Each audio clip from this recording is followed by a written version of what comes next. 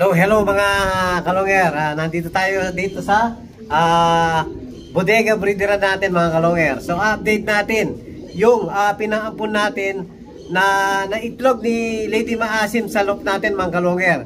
Nung kapares niya pa si Kuryente mga kalonger. So napisa po yung pinalimlim natin itlog. So ginawa lang natin sitter yung Tacloban first overall champion natin mga kalonger. Dahil po yung mga itlog ni first overall Tacloban, Japan po siya, kinuha ni Superbook yung mga itlog mga kalonger. So sayang naman, sakto ng itlog yung Lady Maasim natin sa loob nung kapares niya pa bago sumakay si Kuryente mga kalonger. So ito po, papakita natin, pisa na po mga kalonger.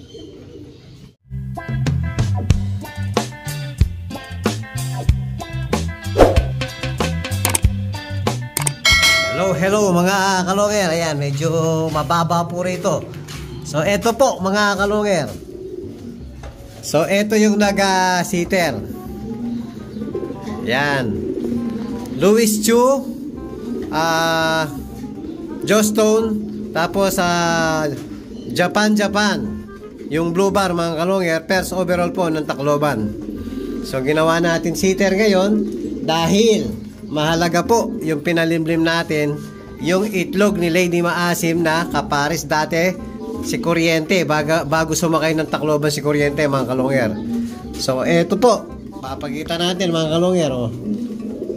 Kakapisa lang halos kahapon. Yan, pasok natin, pasok. Tukuan natin dito. Hirap ng pwesto. Ayan po mga kalonger.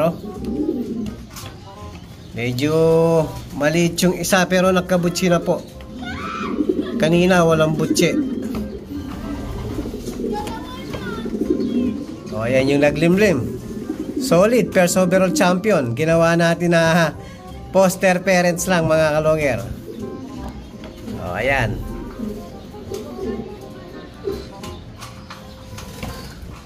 Sana sa bagay nagkabutsi na. Akala ko mamamatay kanina mga kalonger.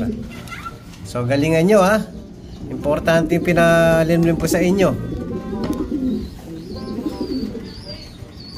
First overall champion ng Tacloban. So yung itlog niya napunta kay Superbook mga kalonger. Kinuha niya po. So ang napisa daw isa lang. So parang nasira yung isa. Sayang naman. Ayan po yung update natin kay naging itlog na. Tapos yung itlog ni Lady Maasim dun sa sa kabilang bidiran natin mga kalonger. Parehas fertile. Sana po magtuloy-tuloy na mapisa. Minsan kasi pag basal mga kalonger, nasisira po pag kahit fertile, tapos nasisira. Tapos update din natin yung lockbreed. Ayan, lockbreed kapatid ni Lady Maasim, yung blinag natin last 2 days mga kalonger. So ito po yung anak nila. Ayan, healthy, na-reserve na po yung isa. So isa na lang po ang available dito sa anak ng lockbreed full sibling ni Lady Maasim mga kalonger. So reserve na po yung isa dyan. Yan, sa mga gusto magpa-reserve mga kalonger, yan po, meron pang available na isa. Ayan, full sib ni Lady Maasim. Yang dalawa. Kaya lockbreed po, solid ang linyada dahil lockbreed po, linakbreed ko, magkapatid to. So napakagandang maginapang piyesa to mga kalonger.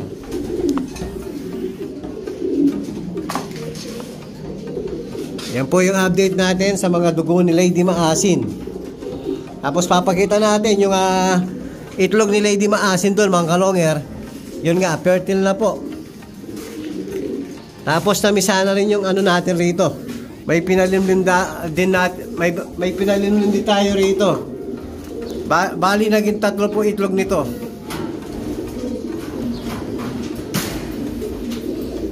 Baba ka muna. Ayan. So bali 3 po yung sinusubuan. Yung isa, eto, hindi nila anak to. Bali po to, sablon.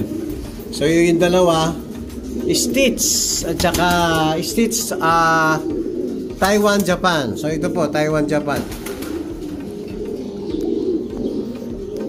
So yung pinakamalaki, ang hindi nila anak.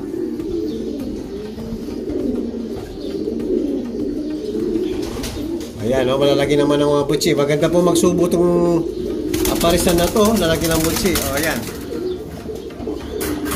Yan, limliman mo muna.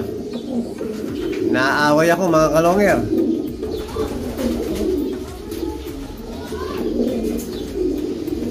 O, balik ko na. Tapos yung back to back natin na ito yung mga original na Kuipers. Original na purong Kuipers mga kalonger. Parehas po.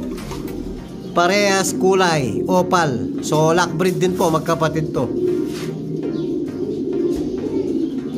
Yan, parehas po ang kulay. So yung unang anak nila, tinabi ko na mga kalonger. Hindi ko po pang out.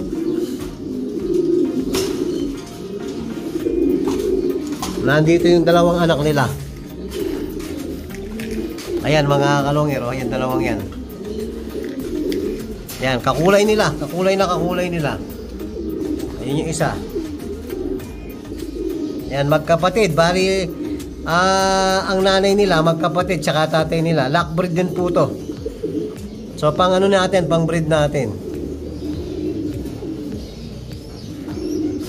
Yan po. Pag gandang gawin pyesa, pag lockbreed, mga kalonger. So, madami na naman tayong pababang inakay. So ito hindi rin nila anak to, pinaampol lang natin. So anak ng Java Cock at saka Cross Solosola. So ang nag-ampon yan, kulay orange. Medyo malabo. Ayan, may itlog na naman, gagawin na naman natin foster parent. Sakto, may nang-itlog tayo, ililipat natin dito. Sakto kay nanay ni Sibat, may anak ay may itlog sila ngayon. So saktong-sakto. Gandang lang nilabas, isang red bar, isang alanganin opal. Opal bar mga kalonger. Tapos update ko si Sir Fidel Patricio. So yung isang bibigay natin kay Sir Fidel. So bibigyan natin siya ng GB dahil nga sobrang tagal na po na ang tagal niyang tumataya ng sa ending. So taon na po, hindi siya tumatama. So humihingi po ng GB. Ayun ang bibigay natin mga kalonger.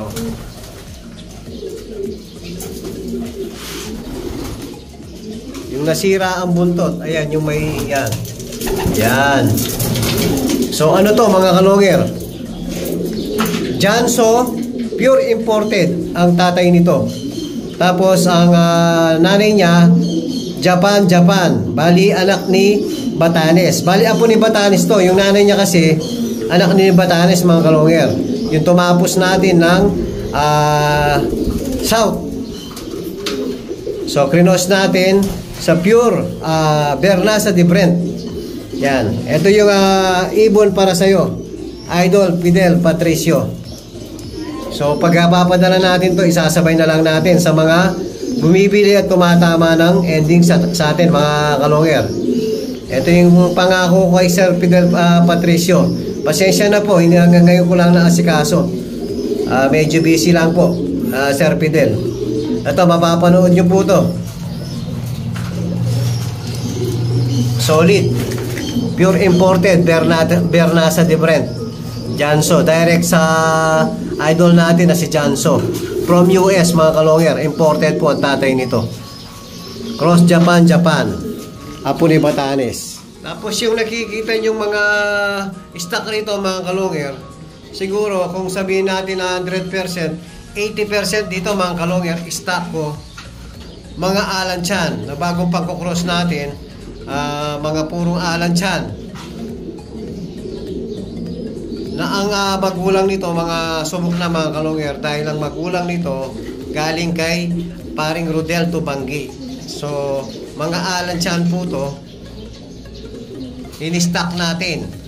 Halos imported po ngayon yung, ayan pa sila mga sablon, Battenberg, yan, mga Corti Height, Frank Swire, mga sangers. Yan yung mga stock natin ngayon. Sila yung pangkukross natin sa mga Japan natin na tumatapos ng karera, mga kalonger. Yung mga tumapos natin karera, next breeding natin, sila yung mga isasalang natin pang-cross sa kanila. Yan, mga subok na rin po yung mga ibon na yan. Yan, madalang natin pakita sa vlog to, yung mga stock natin na tinabi ko lahat, mga kalonger.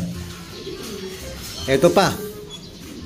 Yan, halos po imported yung susunod natin pang cross. Island born na po sila, mga kalonger. Pati parents island born na rin. Baga mga from imported bloodline. Tapos nakarera na po rito yung mga magulang nito. So baga dun sa mga finished product na po tayo gumamit, mga kalonger.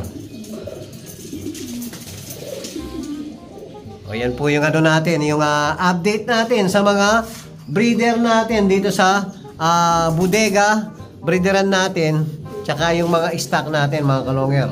At tapos hahabol ko pala to si Becker at tsaka si Japan Kuipers din, hindi nagfertile yung itlog, so gagawin muna natin poster parents. So ipapaposter natin yung anak ni Solo Sola, itlog ni Solo Sola, mga kalonger, original na Solo Sola. So naghahabol tayo ng pang south, kaya kahit matitindi itong mga to, mga kalonger, hindi nagfertile, gagawin muna natin mga sitter. Itong sinet natin na Beckert. Ito Beckert to eh. Ito Japan. Bali anak ni kapatid ni Solo Sola, Javier Clacker sa nanay, kapatid naman ni Batani sa tatay. So solid din po na parisan to, kaya lang hindi nag-fertile. So yung bibigay ko pala kay Idol Fidel, ito yung ano niya. Ito yung parents niyang hen. Yan, anak ni Batanis to. Tapos yung kak, nandun sa kabilang breederan, mga kalonger. Ayun po yung update natin sa mga breeder natin dito at mga stock natin. At kung bago pa lang kayo sa aking channel, huwag kalimutan mag-subscribe, like, and share, at pakipindot na rin po yung notification bell, pati na rin po yung all, para updated kayo sa mga bagong video natin. So yun lang po, mga kalonger. Maraming salamat po. Keep safe and God bless.